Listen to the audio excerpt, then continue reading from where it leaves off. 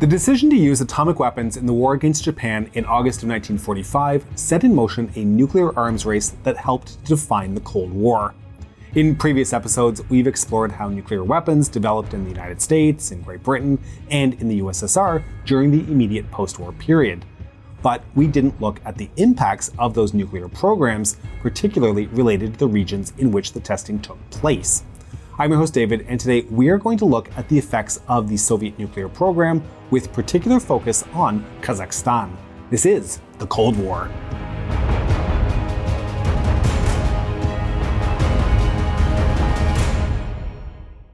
One of my favorite things about studying history is learning something new, especially when it's related to something I thought I knew a lot about. That's why I was so thrilled when I discovered a new video, Lisa Meitner, the mother of the atomic bomb, from the sponsor of this episode, Magellan TV.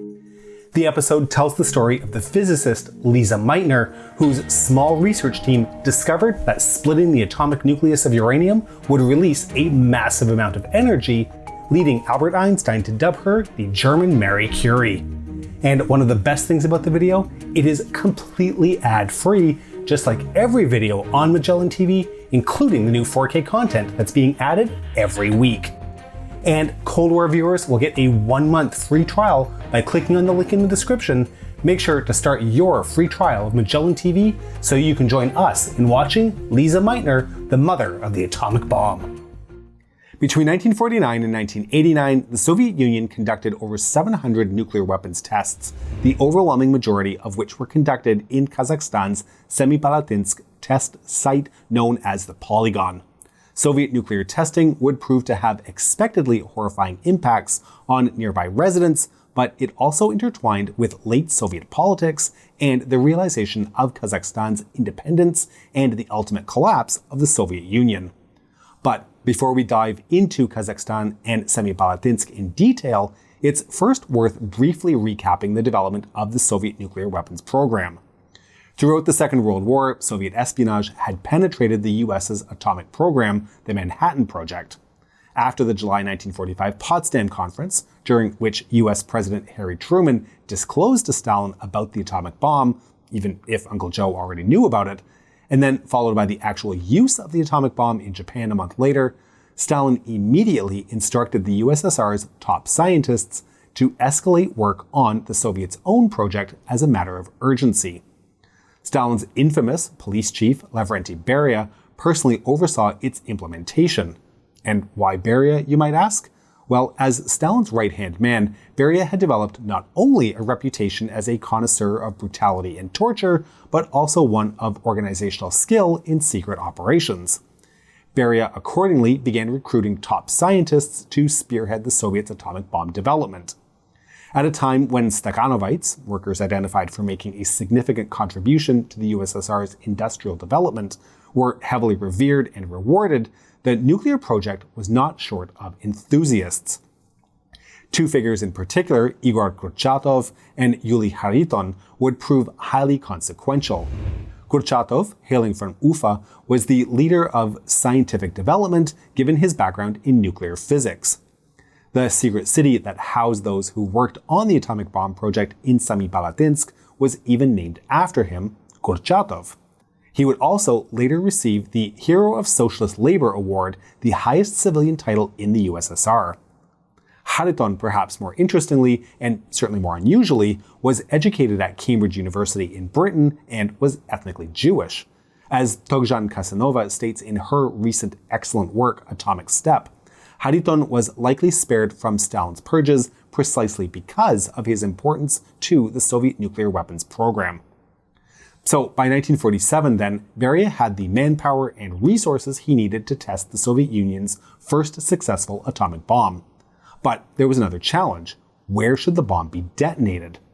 As I mentioned earlier, it was ultimately Semipalatinsk in the Kazakh SSR that became the key testing site for nuclear weapons in the Soviet Union. There are a number of reasons for this.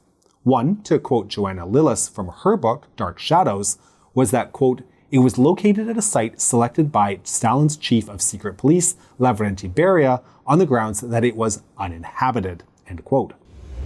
Indeed, the region was relatively isolated from major urban centers like Kazakhstan's then capital, Alma-Ata. The landscape is also characterized by the harsh, sparsely populated steppe, which covers much of Kazakhstan and Central Asia, so the thinking was that the testing would cause little damage. As we will see, however, Semipalatinsk's isolation was really just the party line. Not only did many people live nearby, but there were other, more insidious elements underpinning Semipalatinsk's selection. Stalin's promotion of Russian national culture to a position of primacy in the Soviet Union during the 1930s and 1940s often saw the non-Russian republics' well-being sacrificed at the altar of the Soviets' modernizing project. For example, Stalin's collectivization saw 1.5 million people in Kazakhstan, fully a quarter of its population, perish due to famine in what is known as the Goloshokin genocide or Ashashirlik. In addition, the Great Terror that took place under Stalin saw millions of supposed enemies of the state deported from other parts of the Soviet Union to the harsh steppes of Central Asia. The region was seen as a dumping ground for the unwanted and the undesirable. It was thus not merely geography that informed Moscow's decision to hold nuclear tests in Kazakhstan, but equally Stalin's complete lack of concern for the consequences these nuclear tests could inflict on the environment and those who actually lived there. Nevertheless, with Semipalatinsk chosen, all the necessary infrastructure was hastily built in just 2 years, including the closed city of Kurchatov. Subsequently, in August 1949, Beria and Kurchatov personally oversaw the first successful detonation of an atomic bomb at the Semipalatinsk polygon.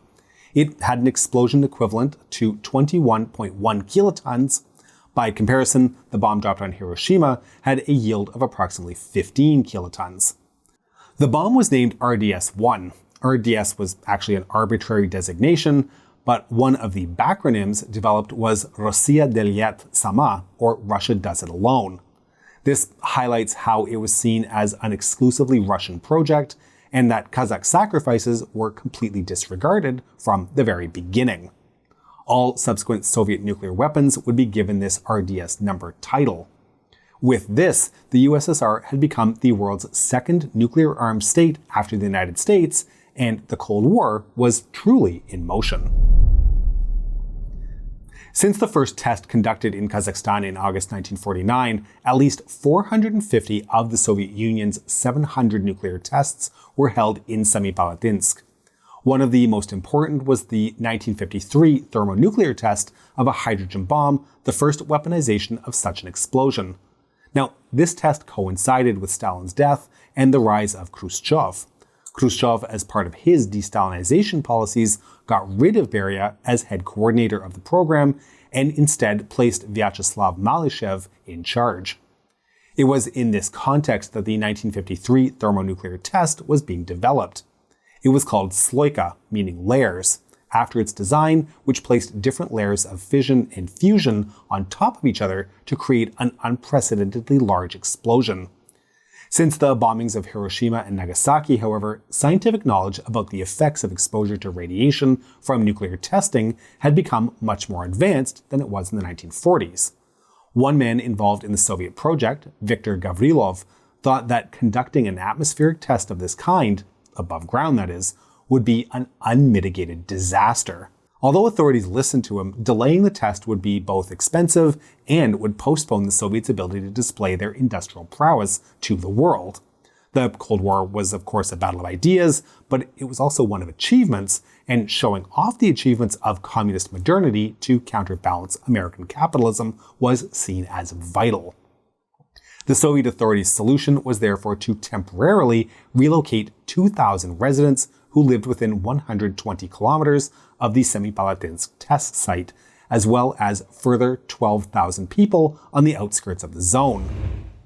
But Gavrilov was right. The 1953 thermonuclear explosion was significant, and the authorities' meager protections were woefully inadequate.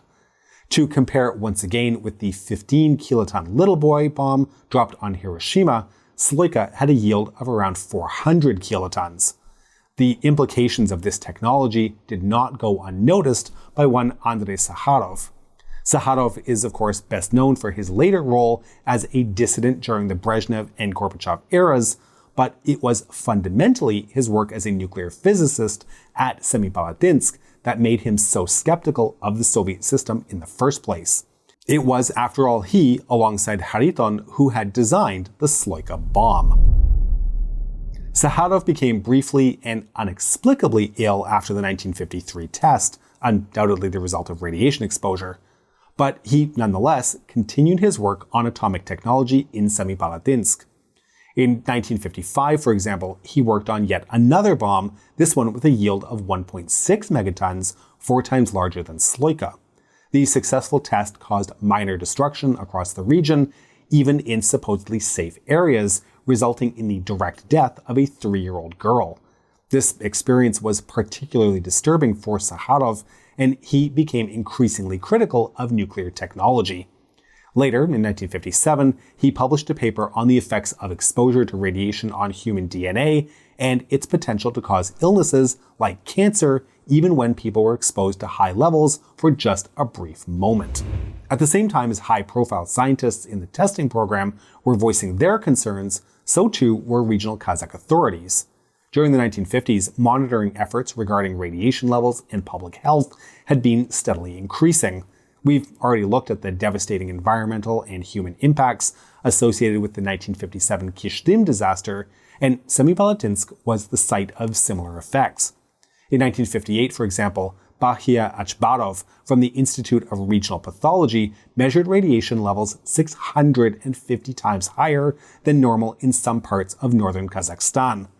At great personal risk, Achbarov and his team also reported that locals were experiencing debilitating health problems ranging from neurological issues to circulation issues. The concerns of figures like Gavrilov, Sakharov, and Achbarov appeared to be vindicated in 1958 when a moratorium was placed on atmospheric testing. Although the moratorium was lifted in 1961, it did eventually lead to the 1963 signature of the treaty banning nuclear weapons tests in the atmosphere, in outer space, and underwater, more commonly referred to as the Limited Test Ban Treaty, a treaty between the US, the UK, and the USSR, which banned atmospheric nuclear tests entirely. But this is far from the end of the Semipalatinsk nuclear story. Indeed, neither the undeniable threat posed by nuclear testing in Semipalatinsk nor international legislation actually changed anything. Why? Well, part of the reason was that the Soviets simply did not care about the consequences. But this is still too simplistic. Equally important was the fact that within the Soviet nuclear industry itself, there was no prevalent safety culture. In one incident in 1962, for instance, some workers in Semipalatinsk received huge radiation doses after conducting tests despite not having the correct safety equipment. Similar incidents would prove extremely deadly at Chernobyl in 1986 when protests by more inexperienced workers at the power plant about the safety of their actions were actively ignored by their superiors. We of course know how this turned out, and if you don't, well, it was not great, but was indeed terrible. As the old Russian adage says, Ryba gniot s golovy, or the fish rots from the head. Carelessness was built into the Soviet system from its inception. So, from 1961, the Semipalatinsk Polygon continued to be used for underground nuclear testing, which was yet to be banned. Predictably, the disastrous consequences continued and worsened. Underground tests caused earthquake-like tremors, damaging buildings in northern Kazakhstan. They also contaminated the water supply. In the steppe, where the overwhelming majority of residents relied on agriculture to survive, farming became at best harmful and at worst outright impossible.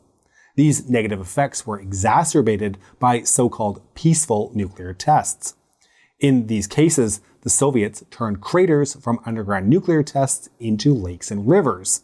Incorporating these contaminated sites into the water system obviously caused even greater issues downstream and actually spread contamination across the region.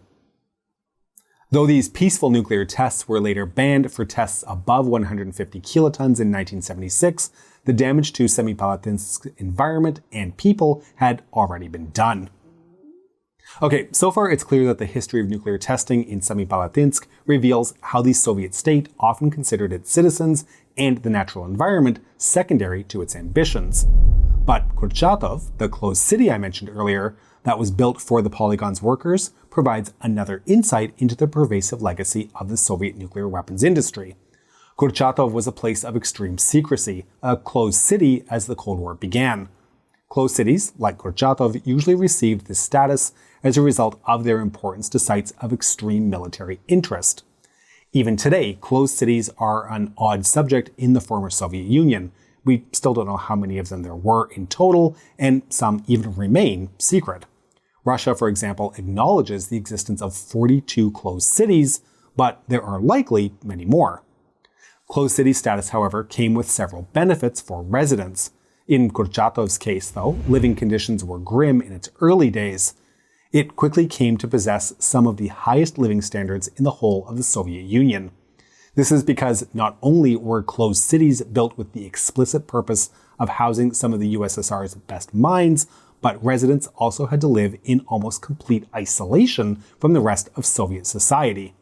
Residents were accordingly compensated for their commitment to the ideological cause. Benefits usually included better apartments and better access to rare consumer goods. Take grocery stores, for example. Unlike in the rest of the Soviet Union, where they were usually poorly stocked, in closed cities like Kurchatov, they were always fully stocked and even sold items like bananas, an extreme rarity at the time. The town of Mailu-Su in Kyrgyzstan provides an interesting parallel with Kurchatov.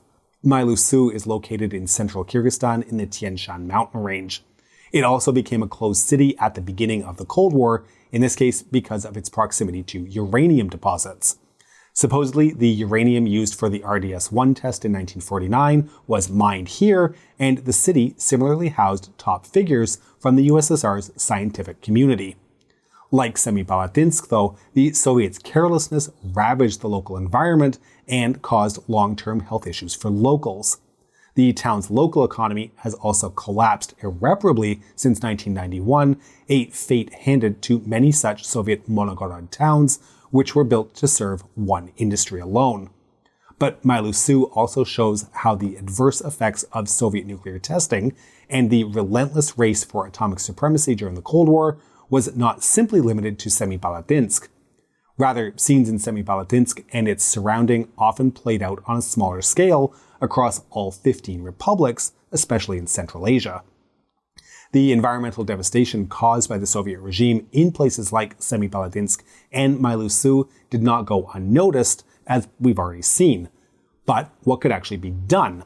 The possibility of disseminating such knowledge was next to impossible in the USSR's totalitarian information space.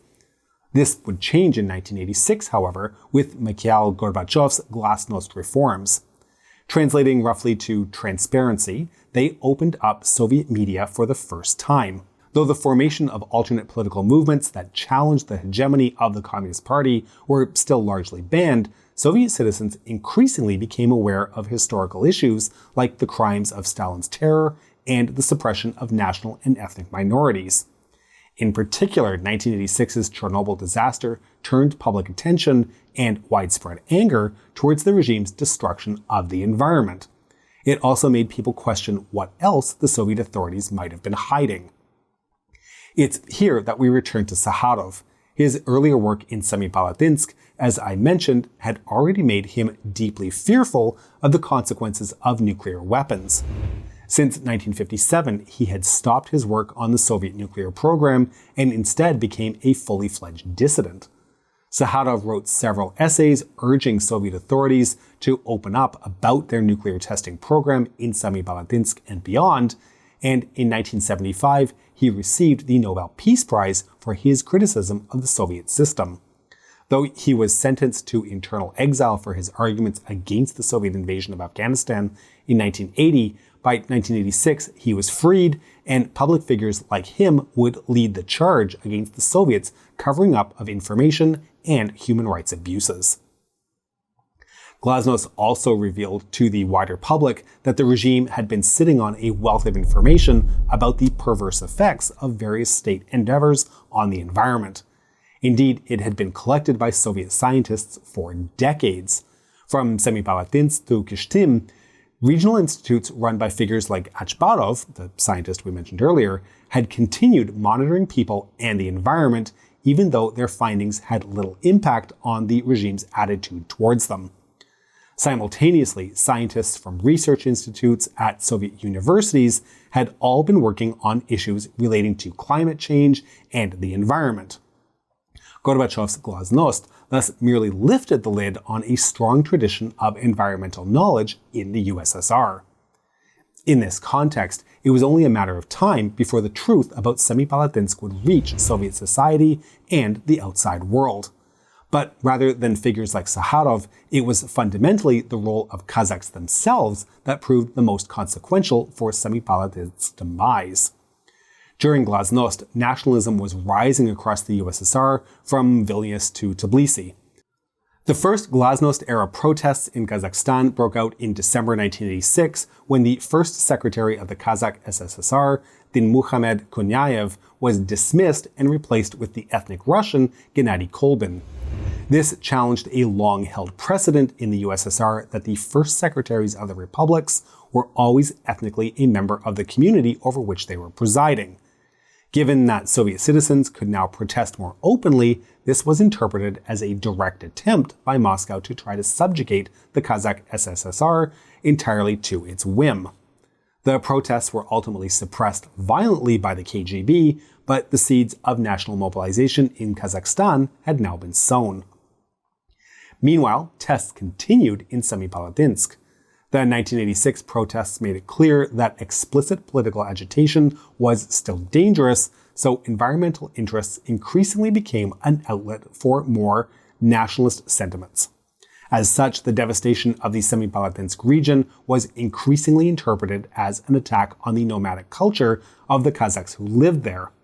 This reached a crescendo in February 1989 in response to a test at Semipalatinsk, which saw the creation of one of the USSR's first grassroots anti-nuclear movements, known as Nevada Semipalatinsk. It was called as such to show solidarity with the anti-nuclear movement in the US working to close the Nevada test site. With this, Kazakhs' concerns about the atomic bomb and its effects became truly international. Bound together by a sense of national and civic responsibility, the Nevada Semipalatinsk movement would mobilize thousands of ethnic Kazakhs and citizens of all Soviet republics concerned about the effects of nuclear testing. Subsequently, in December 1989, the Polygon would see its last ever test, and 2 years later, on December 16, 1991, Kazakhstan would gain its independence from the Soviet Union. Glasnost therefore played a key role in revealing the Soviet secrets in Semipalatinsk, leading to a rising sense of solidarity between ethnic Kazakhs and the creation of the USSR's first anti-nuclear movement. But what's the legacy of the Polygon on Semipalatinsk today? Well, as we mentioned at the beginning of the video, the city, formerly known as Semipalatinsk, is now called Semey. It's estimated that while the Polygon was in use from 1949 to 1989, over 1.5 million individuals were directly exposed to nuclear fallout from the tests. Unfortunately, the genetic damage done to many of these individuals has continued to be passed down through generations. Some studies, for example, suggest that children born in the Semey region since 1991 are still 50% more likely to be born with mutations and birth defects. Economically, like Malusu in Kyrgyzstan, life in the region remains tough given that much of its infrastructure was built specifically for the Polygon. What happened at Semipalatinsk then continues to serve as a sobering reminder of the often destructive impacts of the Cold War and its consequences. We hope you've enjoyed this episode, and to make sure you don't miss our future work, please make sure you subscribe to our channel and have pressed the bell button housed in a special reinforced lead-lined bunker in the middle of one of the most irradiated regions on Earth. You'll be fine. The Politburo told us so. Please consider supporting us on Patreon at patreon.com/thecoldwar or through YouTube membership. We can be reached via email at thecoldwarchannel@gmail.com. This is the Cold War Channel, and as we think about the Cold War, please remember that history is shades of gray and rarely black and white.